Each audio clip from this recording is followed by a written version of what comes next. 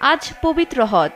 হাজিদের লাব্বাইক আল্লাহুম্মা লাব্বাইক ধ্বনিতে এদিন মুখরিত হবে মহানবী হজরত মুহাম্মদ সাল্লাল্লাহু আলাইহি সাল্লামের বিদায় হজের স্মৃতি বিজড়িত আরাফাত ময়দান। শ্বেত শুভ্র পোশাকে আবৃত হাজিরা জাবালে রহমতের পাদদেশ ও মসজিদে নামিরার আশেপাশে অবস্থান নিয়ে জীবনের পরম কাঙ্ক্ষিত হজ পালন করবেন। মূলত এ দিনটির জন্যই পৃথিবীর সব প্রান্ত থেকে ছুটে এসেছেন সামর্থ্যবান মুসলমানরা। সৌদি বর্ষপঞ্জি অনুযায়ী ৯ জিলহজ পবিত্র হজ, ইয়াউমুল আরাফা বা আরাফার দিন। মক্কা নগরীর অদূরে জাবালে রহমত পাহাড়ের চূড়া ও পাদদেশে আরাফাতের ময়দানে সমবেত হয়েছেন বিশ্বের নানা প্রান্ত থেকে আসা সাদা, কালো, ধনী, গরিব নির্বিশেষে লাখ লাখ হাজি।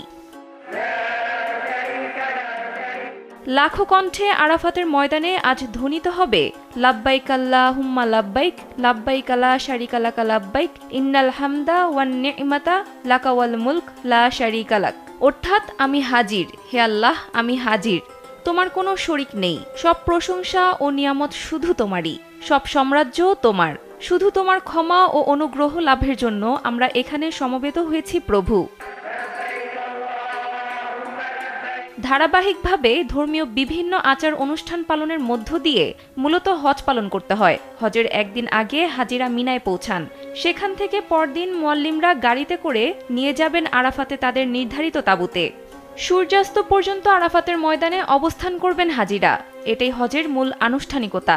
আরাফাতের ময়দানে সূর্যাস্ত পর্যন্ত অবস্থানের মাধ্যমে হজ আদায় করবেন হাজিরা। সেখানে তারা আল্লাহর কাছে জীবনের সব গুনাহের ক্ষমা চাইবেন। সূর্যাস্তের সঙ্গে সঙ্গে মাগরিব না আদায় করে হাজিদের যাত্রা শুরু হবে মুজদালিফার উদ্দেশ্যে। সেখানে যাওয়া মাত্র মাগরিব ও এশা এক আজানে 2 একামতে নামাজ আদায় করবেন তারা।